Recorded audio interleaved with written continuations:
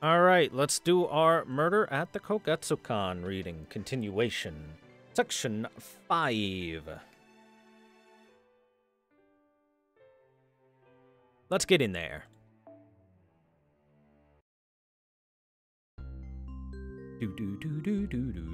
Murder at the Kogetsukan.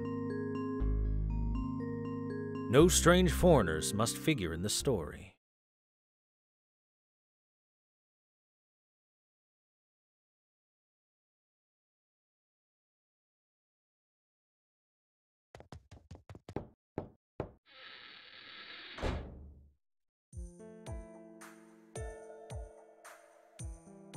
What is it?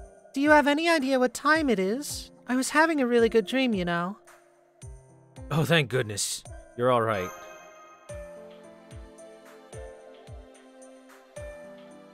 Baka, you always overreact. But since I'm up now, what did you think? I was going to die?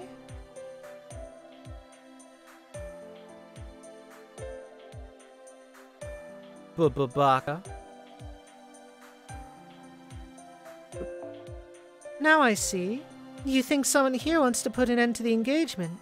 I don't think there's anything to worry about, though. I mean, if our families don't join forces, then either we go down fighting each other, or we end up falling victim to some outside power. Everyone here knows that. That's why even Morris is going along with this. So you don't think there will be more murders? I don't think so anyway. I mean, what would be the point? But we can't rest easy just yet. We should go check on Chris too, just to be sure. Just give me a moment to freshen up.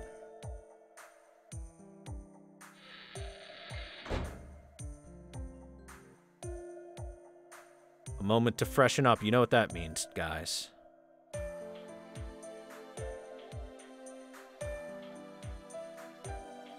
Oh, morning. And where are the two of you off to so early? You're here for breakfast. I'm afraid it isn't ready. We just wanted to check in on Chris. Man, what a lucky guy he is. I wish I had a beautiful girl to wake me up.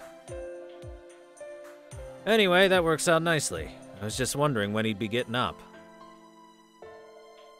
I could use his help with some chores, but I didn't want to have to wake him up. I mean, he is going to be an important client of ours soon. Well then, let's all wake him up together.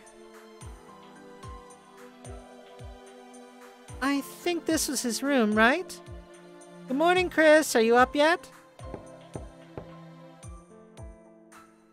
No answer. Is Chris not a morning person or something? That shouldn't be an issue. He's been training to wake up if he hears anything suspicious. That's strange. Then why would... Wait, why is his door unlocked?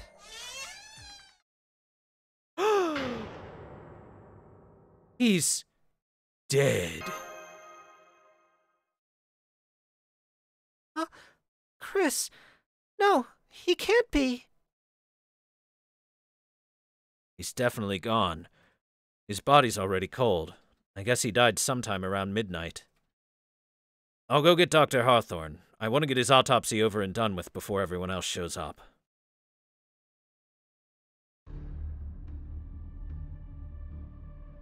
All right. I just did a quick autopsy. I didn't see any major injuries, but I did find 3 small wounds. You see that red spot on top of his right hand? It's a puncture wound, likely made by a needle. If the killer used a poison like, say, wolfsbane, it would only take a single prick to paralyze the victim. This other red spot on his hand is likely a second needle, just to be certain he didn't survive. At this point, I can't say what kind of poison was used, but if 2 small wounds were enough to kill him, it must have been very strong stuff. Then why does he have a 3rd wound? Oh, I don't believe it's directly connected to his death. Take a look at the tip of his left index finger. It looks like there's a little bit of blood on it. Where did that injury come from? It would seem he bit his finger himself so as to use his blood to write a message on the floor. I think it says more?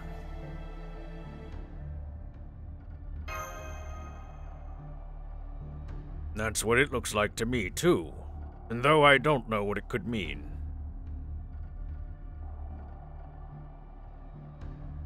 Well, mort is French for death, but I can't imagine why he would write that while he was dying. More.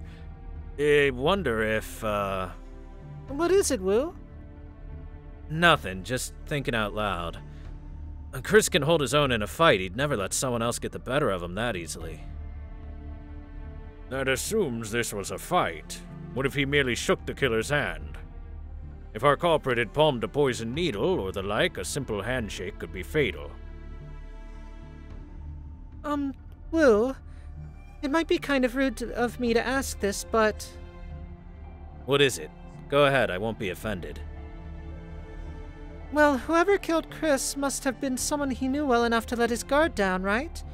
On top of that, someone experienced enough to cleanly and quietly... to kill cleanly and quietly.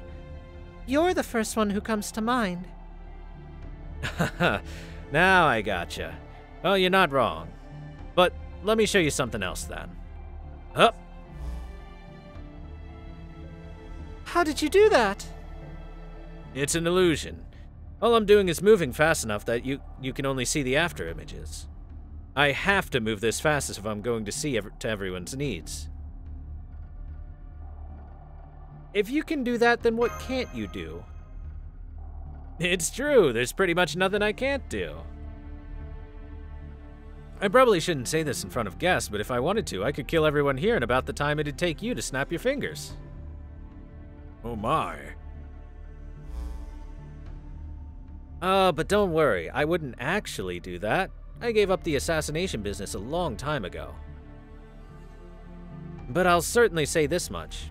I didn't kill Chris. If I was gonna kill him, I wouldn't have done it like this. Giving him time to write a message is an amateur move.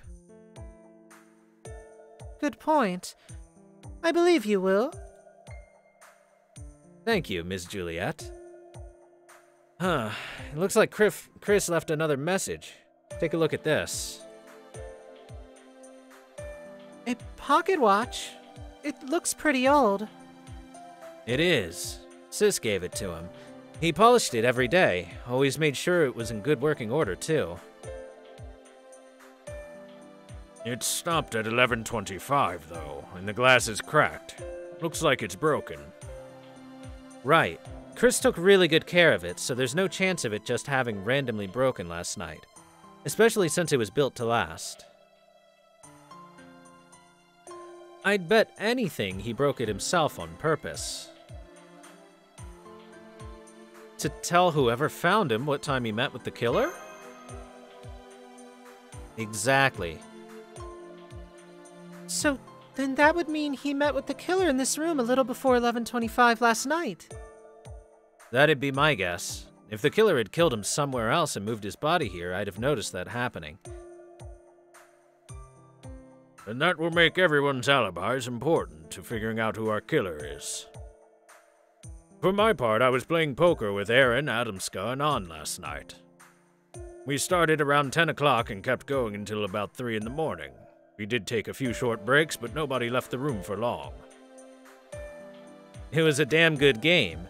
I stuck around to watch until midnight myself. I haven't seen a sis that fired up in a long time. I was in my room with my sister around that time last night. Does that count even though we're family? Counts in my book. And I'm not just saying that because you believed me when I said I didn't kill Chris. You really seem to be telling the truth. Oh, come to think of it, you've got an alibi for that time of night too, Gouda. You were already completely passed out. How did you know that?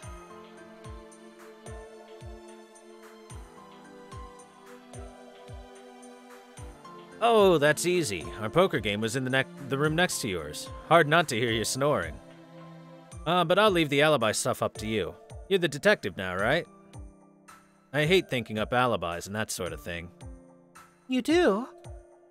I know I said there's nothing I can't do, but that's not strictly true. I'm useless with riddles. All the things I can do, and none of it's gonna help Chris now. Please, Gouda. You gotta find whoever did this to him. I'll give it my best shot. Good choice of words. I have every confidence in you. Anyway, enough chit-chat. We should round everyone up and tell them about what happened.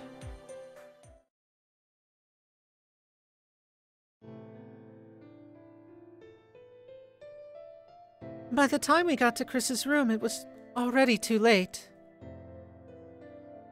Oh no, poor Chris. Where's Ann? I don't see her anywhere.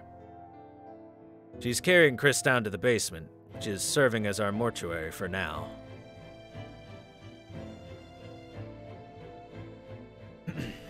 She said she wanted to at least do that much for him herself. I see, then Chris really is dead. And just when I had named him my successor. What terrible timing! Why are you looking at me like that? You think I'm the one who killed him? Well, I didn't. I was putting Lori to bed. You have to believe me. Please, calm down, Miss Dorothy. As it turns out, Chris managed to write down more right before he died.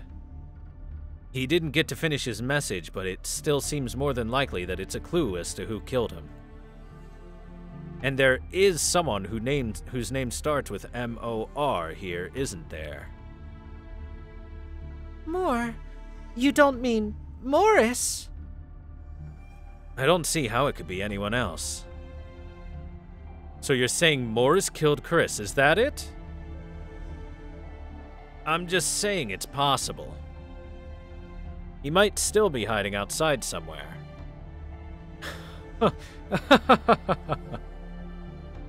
I hope I haven't offended you. No, not at all. It's the best news I've heard since we left on this trip.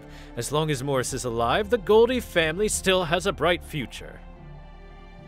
Are you listening, Morris? Come out now, and I'll hire you the best lawyer money can buy. Honey, he's taking this pretty hard, isn't he? At any rate, we're going to start running things around here to ensure there aren't any more mistakes.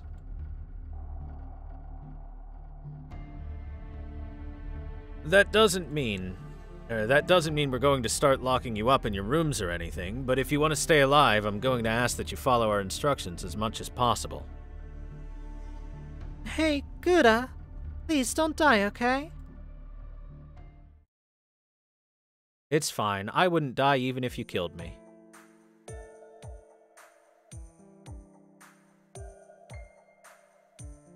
Oh, hello, Gouda. Can I ask why you're dressed like that?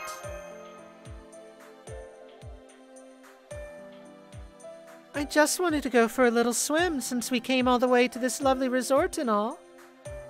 I doubt that Wu will approve, though.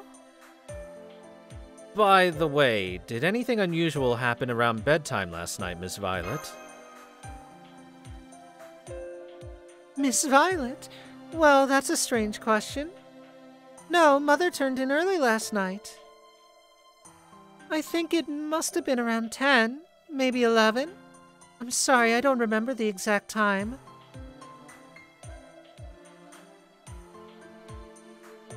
Oh, and I just had a lovely idea. We could all go for a swim. That way Wu could still keep an eye on us. I'll go suggest it to him right away. I hope you can join us, Gouda. She is breaking public morals.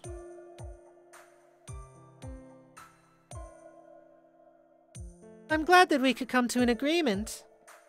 Likewise, I too would be tremendously grateful for such a resolution. Thank you for coming to me with this.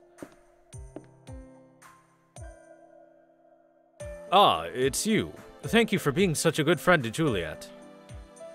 You must think I'm a terrible excuse for a father, offering my own daughter in a political marriage. ...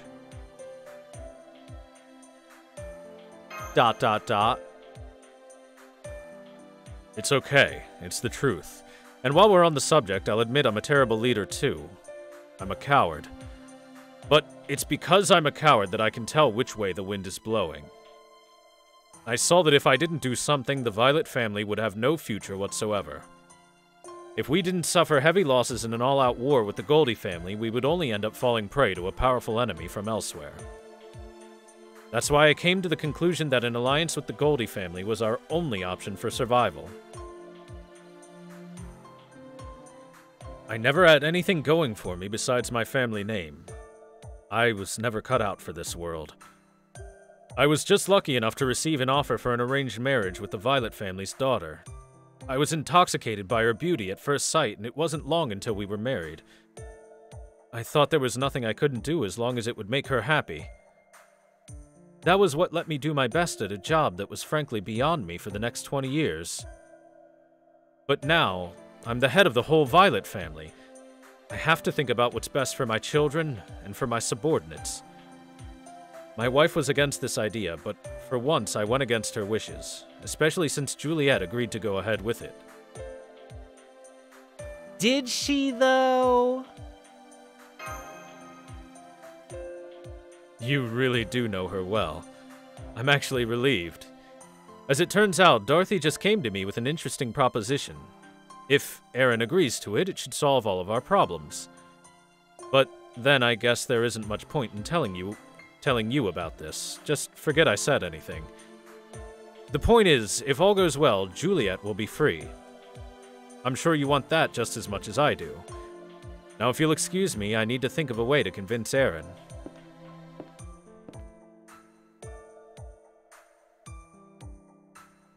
There you are. Where have you been all this time?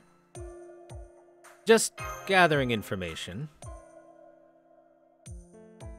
Oh, okay. Well, you shouldn't have to do that alone. I'll go with you.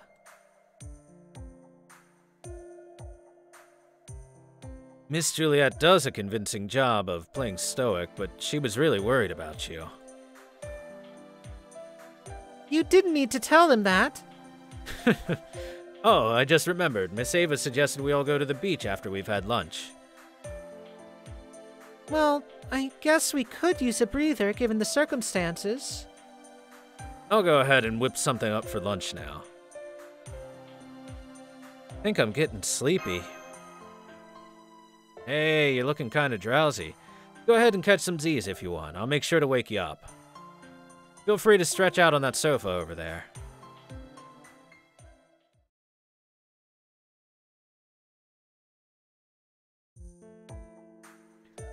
Welcome back, Senpai. What happened over there? Chris is dead. Chris, too. That's awful. What is it, Holmes? Oh, it's nothing of import. I was just thinking about what these alibis could mean. Oh, do stop beating around the bush, would you? If you don't know the answer, just say so. Well, at least I finally found a way to get you to pipe down. By the way, is this Wu person foreign? Come to think of it, I think one of the commandments in Nox's Decalogue was no mysterious foreigner must figure into the story.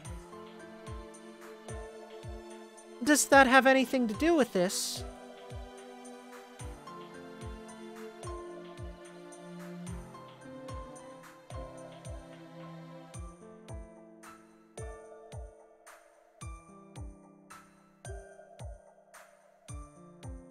This may be hard for you two to believe, having grown up in this modern era, but during the golden age of detective fiction, some people believed quite fervently that foreigners held mysterious powers.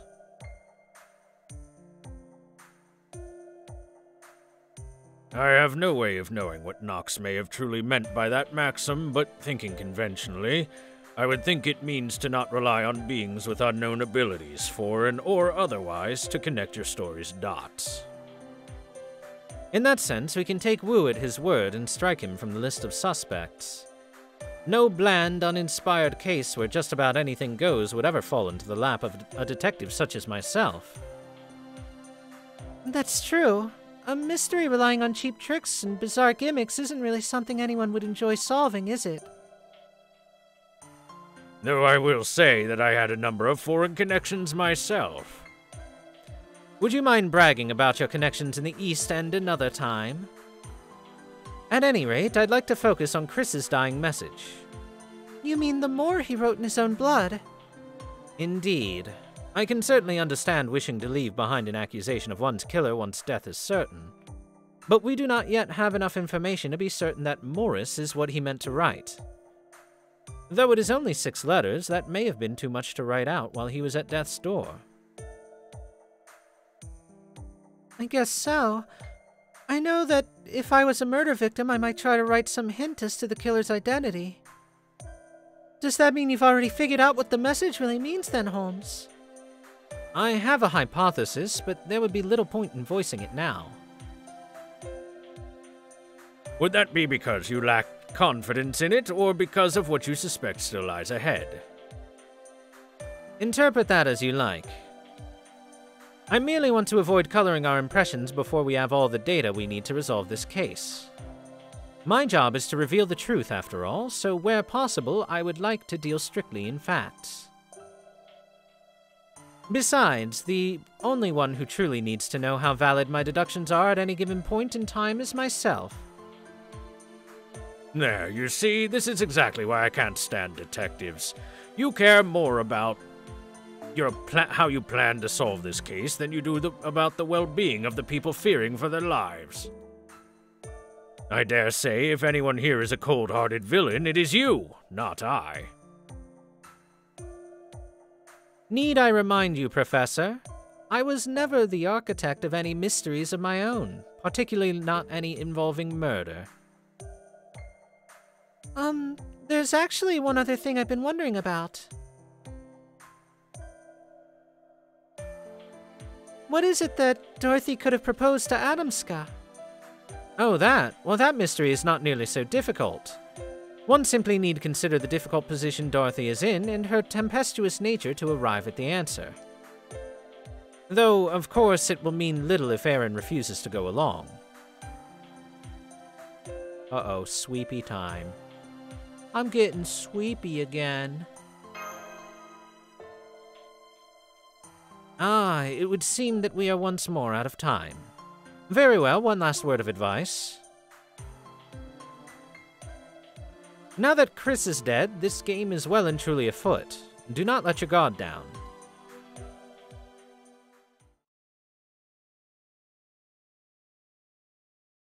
Chat, I want to, be a little more specific about the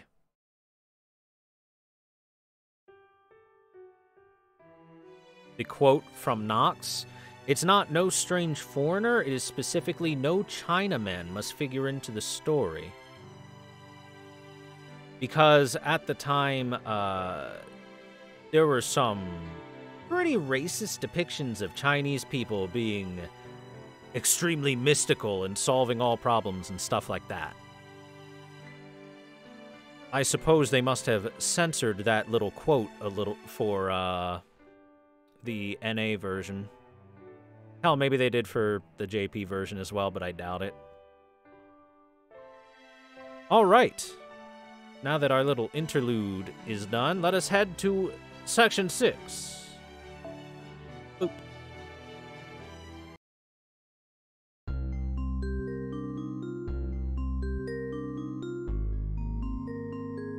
Hey, Umineko is where I learned it too. No accident, nor unaccountable intuition something something. I'm sorry. I was busy responding to chat.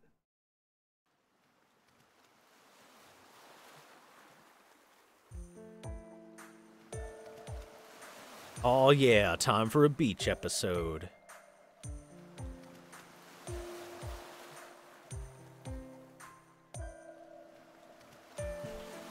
It's about time you woke up.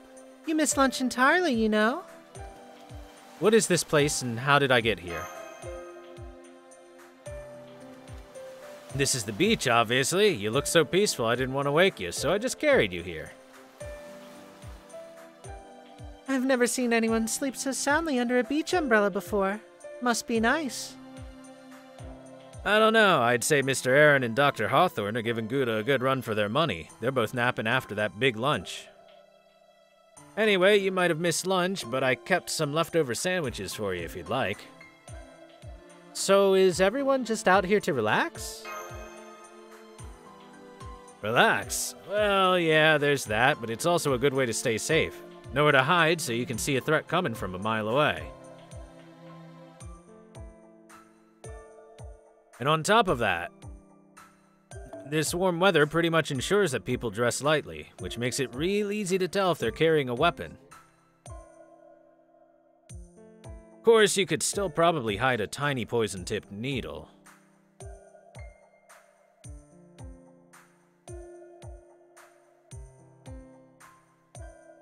Then again, I didn't count on those two being the only ones to change into swimsuits. I guess everyone else is still keeping their guard up. If you were to ask me, they're just letting their guard down way too easily.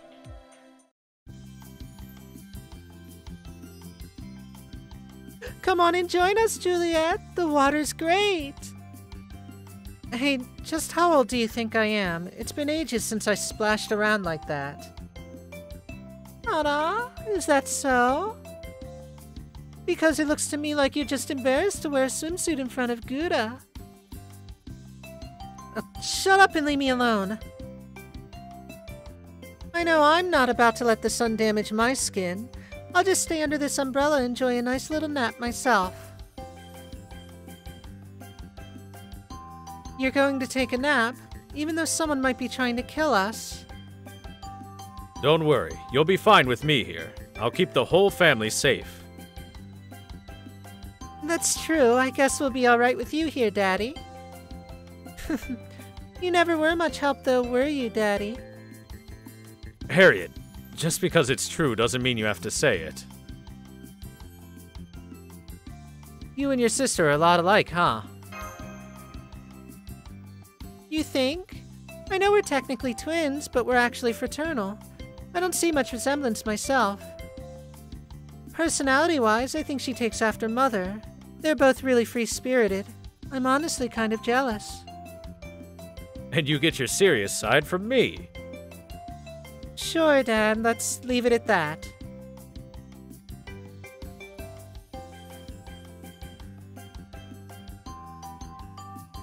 Aren't you going to go for a swim, Lori? I got you a bathing suit and everything. That's okay. It's more fun playing with Kane. Hey, Lori, I found some crabs over there. Crabs! Be right there. Alright, just be careful. I'll be right here if you need me. By the way, quick aside, I believe that the thing that Marie wanted to talk with Lancelot was about arranging a marriage between Lori and Kane instead of Juliet with whoever, because those two seem to be hitting it off, and it would probably be easier to arrange that. Calling it now. Calling it from a mile away, and if I'm wrong, well, then this story's dumb and I'm too smart for it. So there. Anyway, back to reading. Now that I think about it, did you ever ask Dorothy about her alibi, Gouda? Oh, right. I'd better do that.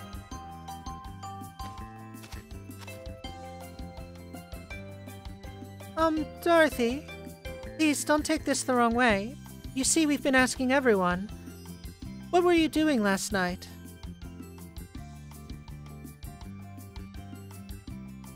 Me? Well, I put Lori to bed around 10. I fell asleep beside her shortly after, and we didn't wake up until morning. Ask Lori if you like, but I don't think she'll have much to say since she fell asleep before me. Got it. Thank you. You are quite welcome. What a lovely day. I had no idea the beach was so much fun. I think I'll go for a swim myself.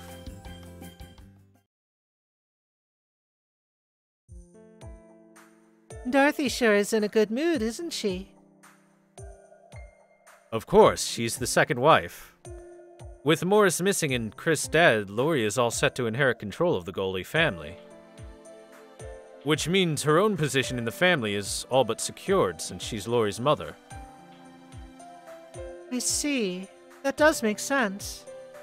She certainly looked like she was at a loss for words when Aaron revealed that Chris was his son. Wait, you're not saying that Dorothy killed Chris, are you, Daddy? No, I'm not saying that. It just seems to be a good motive is all. Ah! I'm sorry, did I scare you? No, you just startled me a bit. Is there something I can do for you, Dorothy? Have you seen Lori anywhere? I think she ran off when I wasn't looking. Come to think of it, I don't see Kane anywhere either. I wonder where they've gotten to. Oh, I hope they weren't so fascinated with crabs that they got caught in an undertow. I'll help you look for them. I'm worried about Kane, too. That would be great. Thank you, Juliet. I'll come along too. It'll be safer that way. It's okay, Daddy. We're not going that far, and we can always call for help if something happens. You stay here and keep an eye on everyone else. All right.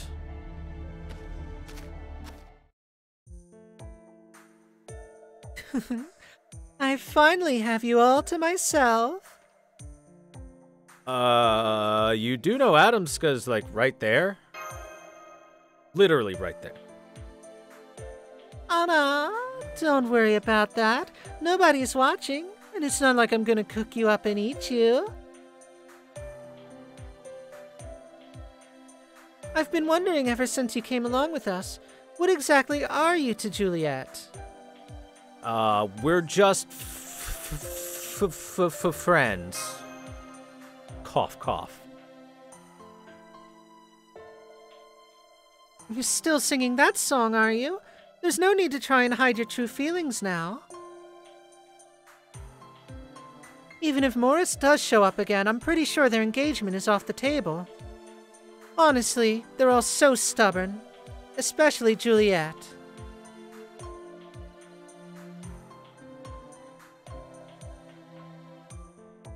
For all of the fuss that she's made about saying she would marry him because he's the eldest, I don't think she ever actually meant it.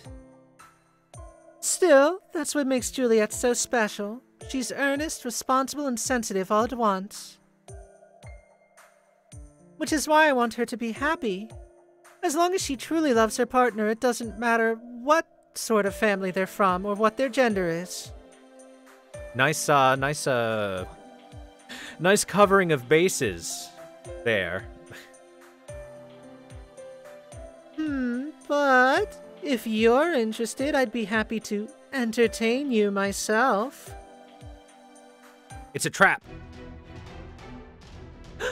Yeah! That was Juliet and Dorothy. Aww, and just as things were heating up, Juliet always did have impeccably bad timing. Alright, go on then. You should at least get there first and show her what you're made of, right?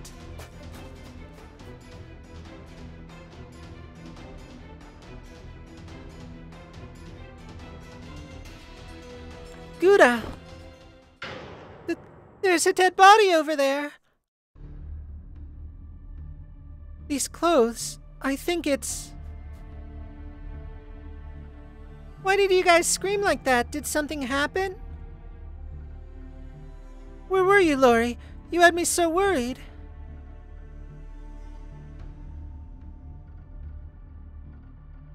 Did you guys find a big crab or something? Did you? Okay, that's far enough. Trust me, you don't want to get too close. Between the blonde hair and that outfit, I'd lay odds that's Morris's body. All kinds of stuff drifts in on the ocean currents around here. From the look of him, he must have been floating out at sea for a while. I couldn't stop you ladies from getting a peek, but I'll be damned if I'm gonna let anyone else see this. But I need to make sure it's him. Look, I didn't want to have to say this, but when fish come across a dead body, what do you think they start eating?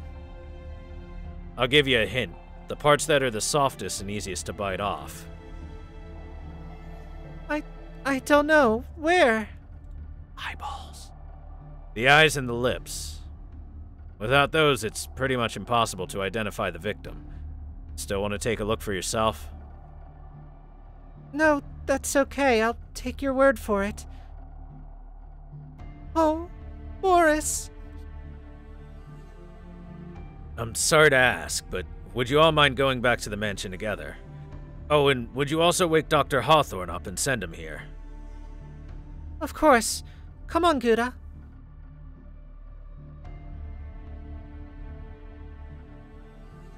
I mean...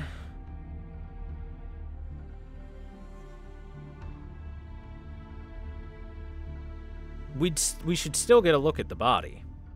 We'd still have a decent chance of identifying it. I believe the cause of death was drowning, but the body also had some rather ugly bruises. My guess is that he was pushed into the ocean from somewhere high up. Is there anywhere on this island that might have been done? There's a cliff at the northern edge of the island. If that's where he was pushed in, it'd explain how he washed up with the tide. Given the body's hair color, build, and other physical features, it was indeed most likely Morris. But with so little of his face to confirm identity, I can't be certain. That means Morris could have just gotten some other dead body and done it up to look like himself. If so, then we should still be on our guard. That's enough. Honey? Morris had no idea we were coming here, though. Besides, where could he possibly have gotten a look-alike corpse anyway? The last shred of hope I was clinging to is gone. My son, Morris Goldie, is dead. With Chris gone as well, the only one left to succeed me is Lori. Adamska, I've talked it over with my wife. What do you say to an engagement between my Lori and your Kane? Engagement? Are you serious? I was hoping you'd say that, Aaron. That sounds like an excellent idea to me. Slow down. Lori's just a child, and there's no way King can take over for the family. Don't be so old-fashioned. We wouldn't have them get married right this instant. The important thing is that we promise to have them marry in the future. You're the Violet family's eldest daughter. You should know as well as any of us what will happen if our alliance falls through. Not to mention that if all we bring back is news that Morris died, there will be rumors that the Violet family assassinated him, leading to an all-out war. This is the only option we have to avoid such a catastrophe. I guess, but... And what about the children? Don't they get a say in this? I don't mind marrying Kane.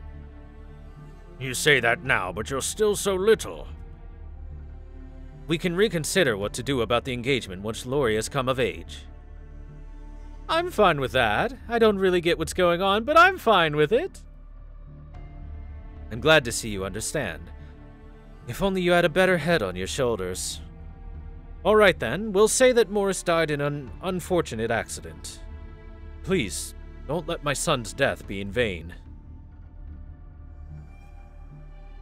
Speaking only for myself, I don't want to see Chris's death be for nothing either. So long as we all agree to keep the truth secret, I'm willing to go with this version of events. Then it's settled. Indeed. Yesterday's bitter enemy is today's dependable friend. I'm glad to count you among mine.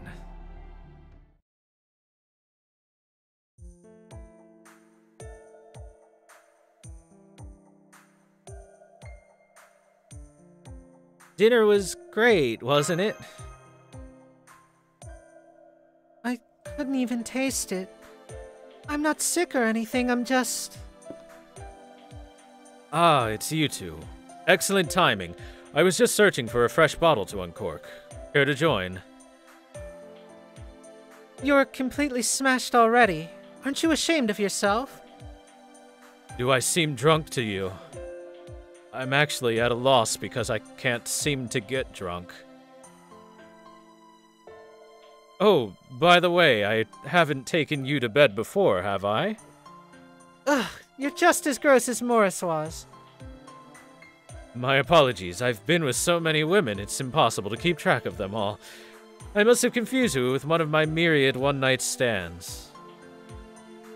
I was born with a condition that makes it difficult for me to have children, you see. That gave me an excuse to spread my seed quite a bit when I was still a young man. If all you want to do is brag about your conquests, I'll be leaving.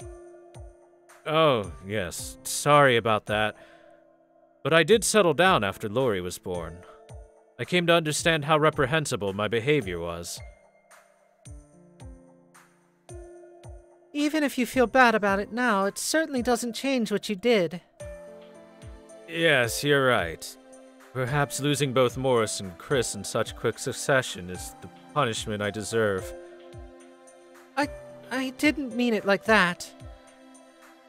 Thank you, Juliet. I no longer feel like drinking. I think I'll just go ahead and turn in for the night.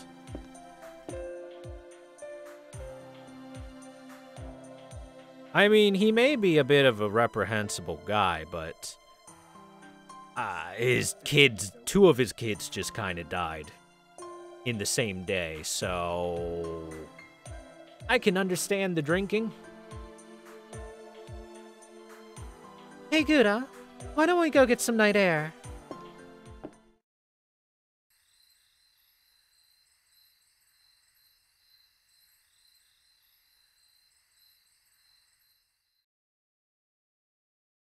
Oh, wow, a full moon. It's beautiful.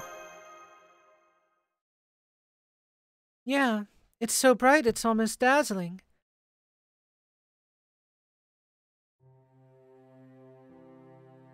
You know, Gouda, I'm really glad that you're here with me. Even though I haven't really been able to do anything for you? It's not about that. That's just hindsight. I've been so anxious ever since this arranged marriage came up, but too scared to do anything about it. But having you here and seeing you get sad or angry on my behalf has made me feel so much better.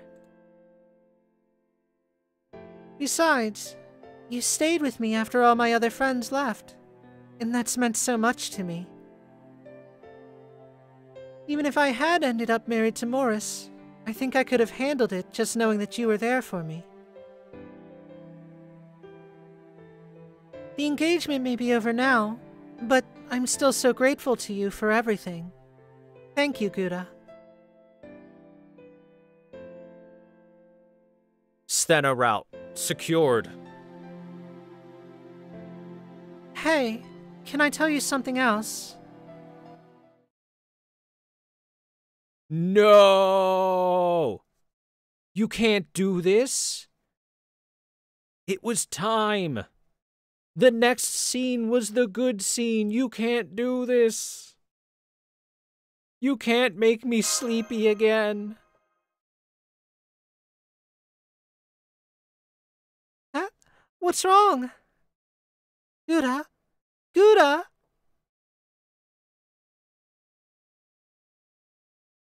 This game is bullshit.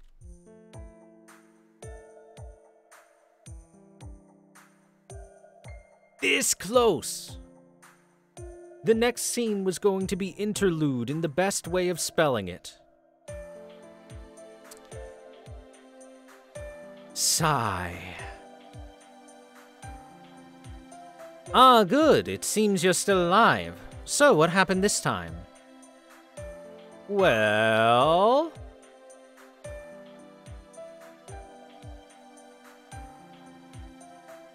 I see. So you conked out just when you and Juliet were having a good moment. Of course, it also sounds like you and Ava were rather having a moment of your own before circumstances intervened, eh? Romantic moments on the beach. Was that your way of getting ready for summer, Senpai? No, this was nothing like that. Remember, this is not Mr. Gouda's story. Oh, right. At any rate, it seems these latest developments played out how we expected. I concur, although a full moon, eh? Uh-huh. But why is that interesting? I'm afraid that will have to wait, Miss Kyrie-Light. First, I need to ask Mr. Gouda something. Did you notice or feel anything odd before you passed out? I don't think so. Didn't cough up blood or anything. I see. It was most likely a sleeping pill, a paralyzing agent, then, not a lethal poison. I believe we can rule out Juliet as a suspect in this case. She would have no need to feign concern about you while you two were alone, after all. Quite the opposite, in fact. That would be the time for her to show her true colors. Have you no heart, man? Surely we can take Juliet's feelings at face value?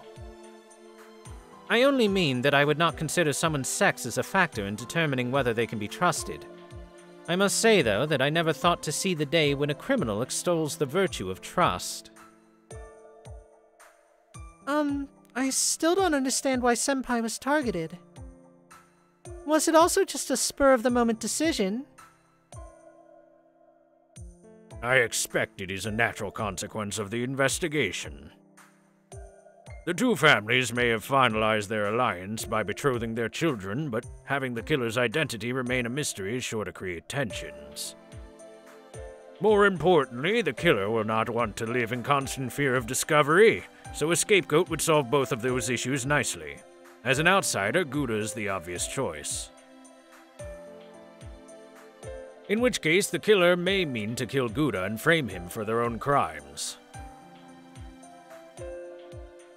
Professor, how could you even say that? That's horrible. Please don't be angry with me. I'm merely offering a possibility. I'm inclined to agree with the professor in this instance. If there's any consolation to be had, it's that our culprit won't be attempting anything sufficiently violent that it might easily be seen as foul play. They would need to falsify a note and make his murder appear to be a suicide, or the whole endeavor would be quite pointless. For example, they could strangle him to death and cover it up by making it seem as though he hanged himself, but an autopsy would spoil that bit of trickery.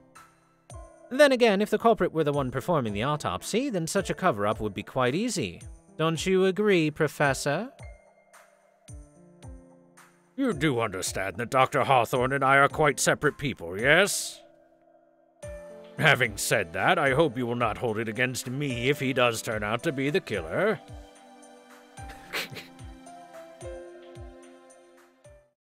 Sleepy time.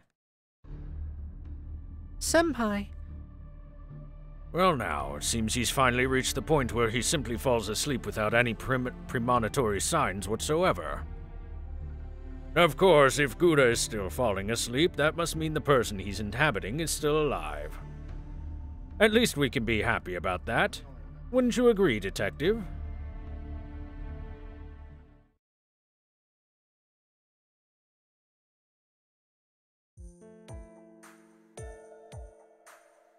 Are you awake now?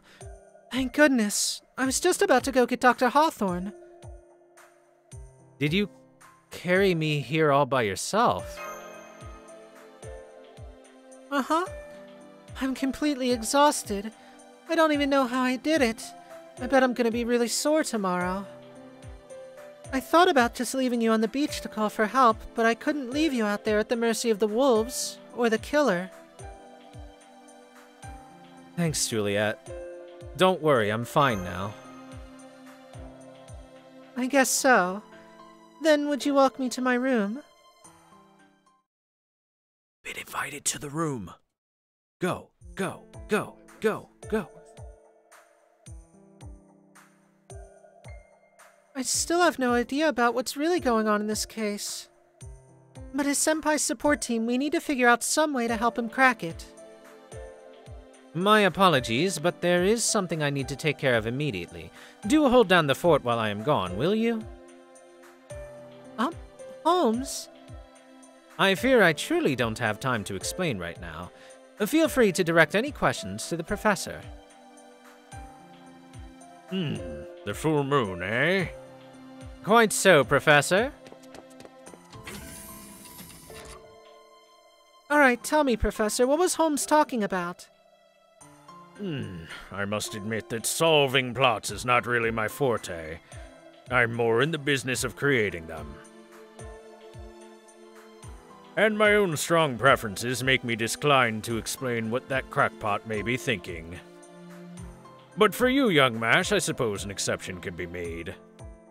Holmes and I are both working with the same information this time, so I needed to do this case.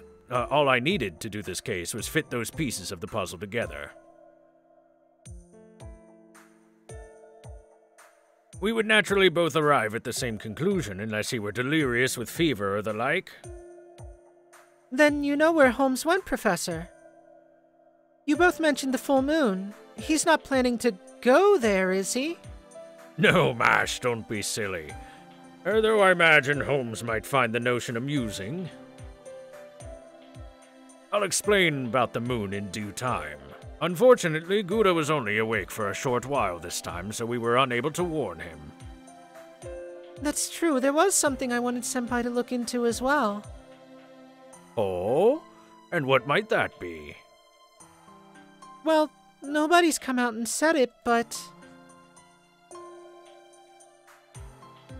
it sounded to me like An might be Chris's mother. Yes, that certainly seems likely. One could tell as much from her behavior. I imagine Aaron must have entrusted Chris to his mother after refusing to take him in himself. So then, An lost her son too. We have to solve this case quickly before anyone else dies. Is there anyone else, Professor? There is indeed. Chris's dying message, though there may not be much point in bringing it up now. At any rate, assuming this message was indeed meant to point to the killer, we cannot assume he would simply write the killer's name. A defining attribute of the killer would more than suffice. Personally, I believed he meant to write Mom. Mom? But how would that point to the culprit? It may not be a complete message, but it's also only 3 letters, making it much easier than writing out a full name. Though it's unfortunate, Chris evidently failed to finish writing even that, given the false impression that it was actually a more. Mom? Wait a moment. If Chris was talking about his own mom, does that mean An is out to kill Senpai right now?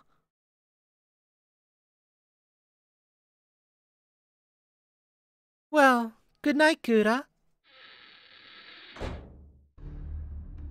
Excuse me, Gouda, could I have a word with you? What's this about? Don't worry, this will only take a moment.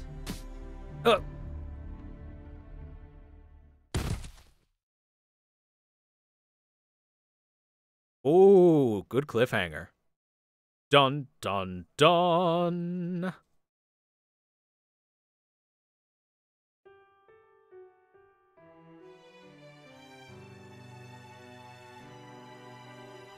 All right. So, personally, I don't think it's Anne. I don't think it's on at all.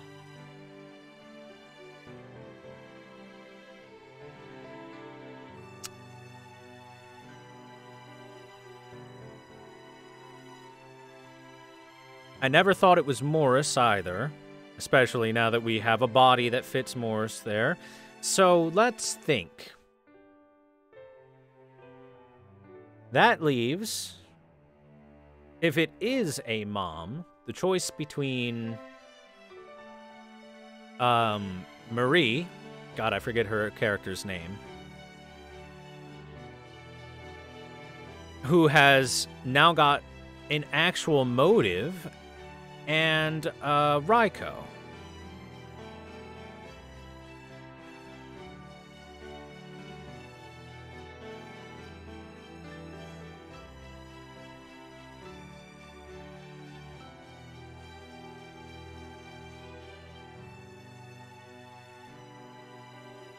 Or wait, Actually, the way they've been acting, I don't know if Raiko is the mom on that side.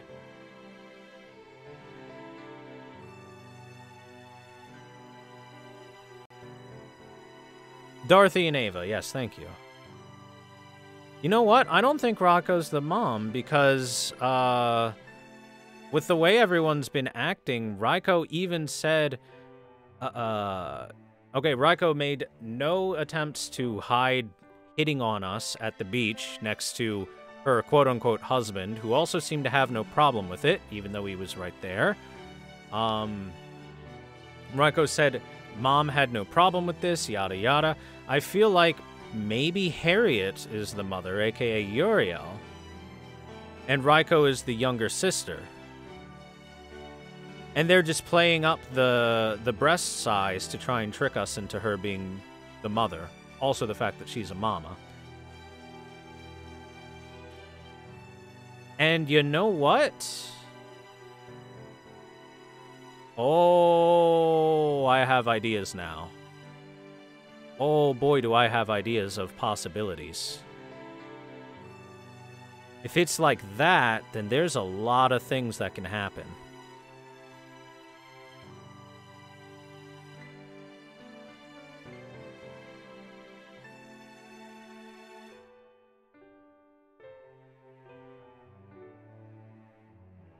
So, the big things to remember right now are the fact that none of the Violet family has been touched, which means the culprit is very likely, if not guaranteed, to be from the Violet family.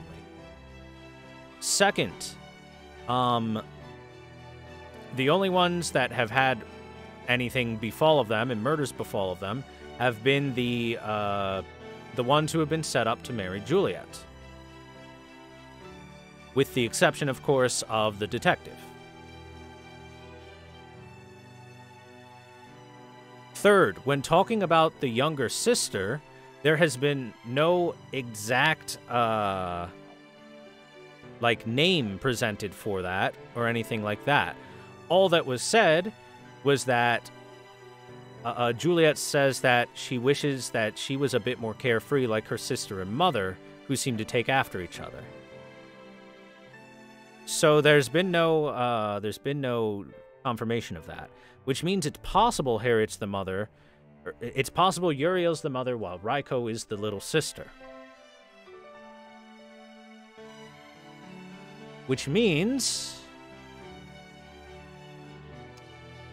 she's the number one suspect right now in my eyes. Is Uriel, who is Harriet or whatever. She's definitely number one right now in my thoughts as possible murderer.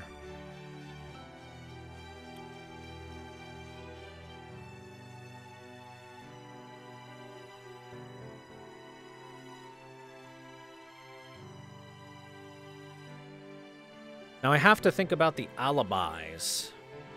The alibis.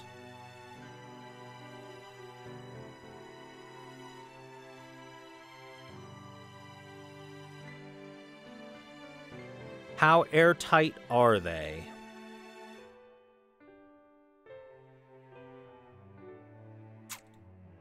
But why done it? Oh, well, the why done it is obvious. The why done it is to prevent Juliet from having to get married to someone she doesn't like. Simple.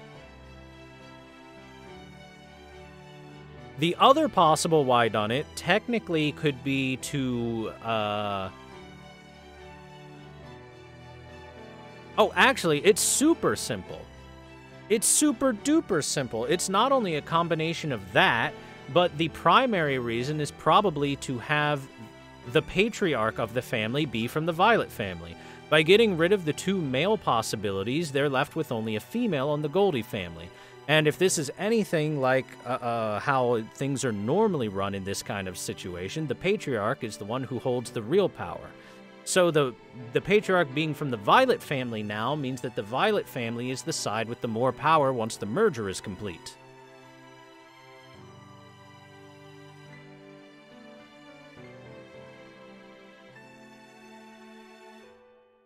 The pieces fall together for the most part right now with my current thoughts on it. We just have to see if I'm right. But I'm always right, so I'm right. Hi, chat, I'm right.